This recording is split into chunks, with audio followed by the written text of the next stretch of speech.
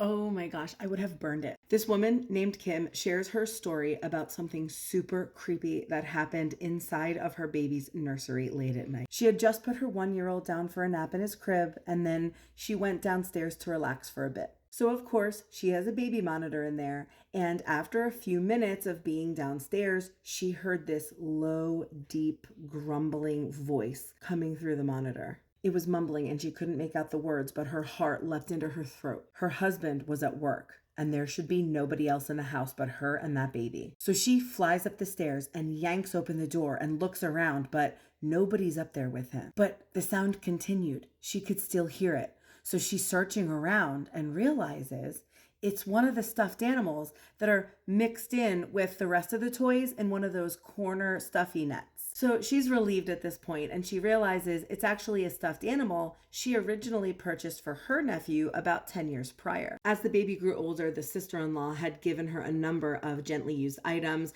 for her now baby, so she got it back. She breathed a sigh of relief, grabs the toy before it has a chance to wake up the baby. She was even kind of chuckling to herself at the notion that she was panicking, thinking that there was some strange man in her room. This toy happened to be a talking toy that would speak anytime you pressed its hand or tummy. But at the moment, this voice was low and grumbly and morphed, so she assumed it was probably because of super low battery. So she flips it around and pops open the battery compartment to just take them out so it stops making the noise, and when she does, there are no batteries inside of this toy, but yet it still continued to move and make the sounds in her hand. She said her heart was beating out of her chest, and she immediately jumped up and ran out of the room, went outside, and threw it in the garbage can. She makes mention that she's an engineer and she could understand if there was latent energy, perhaps even from a static charge, that would make the device move and speak, but not this 10-year-old toy